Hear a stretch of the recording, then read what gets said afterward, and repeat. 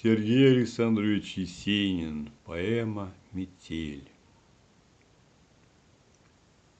Придите дни свою былую пряжу, живой души не изменить вовек. Нет, никогда с собой я не полажу, себе любимому чужой я человек. Хочу читать, а книга выпадает. Дали зевота, так и клонит сон, а за окном протяжно ветер рыдает, как будто чуя близость похорон. Облезлый клен с верхушкой черной гнусавит в небо о былом, какой он клен. А просто стол позорный, на нем иль вешать, или отдать на слом. И первого меня повесить надо, скрестив мне руки за спиной, что песни хриплой недужной мешал я спать в стране родной.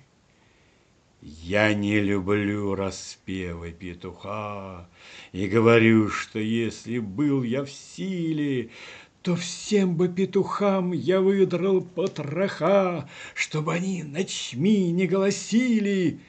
Но я забыл, что сам я петухом орал стихи перед рассветом края, отцовские заветы попирая, волнуясь сердцем и стихом.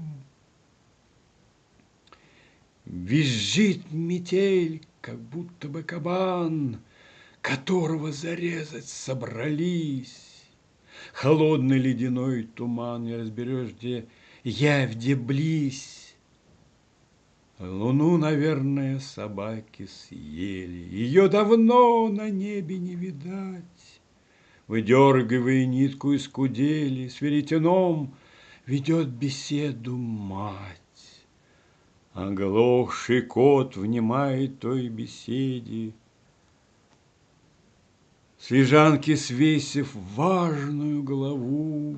Недаром говорят пугливые соседи, что он похож на черную сову. Глаза смежаются, и как я их прищурю, то вижу вявь из сказочной поры.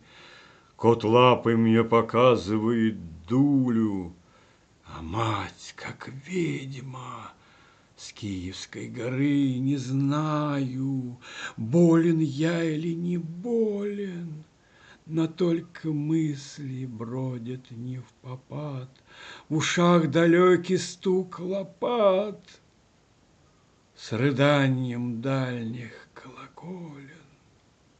Себя усопшего в гробу я вижу под аллилуйные стенания дьячка.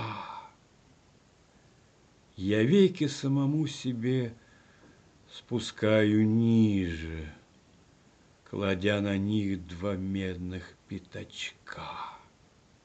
На эти деньги с мертвых глаз могильщику теплее станет, меня зарыв. Он в сей же час себя сивухой остаканит и скажет громко: вот чудак, он в жизни буйствовал немало, но одолеть не смог никак 5 страниц из «Капитала».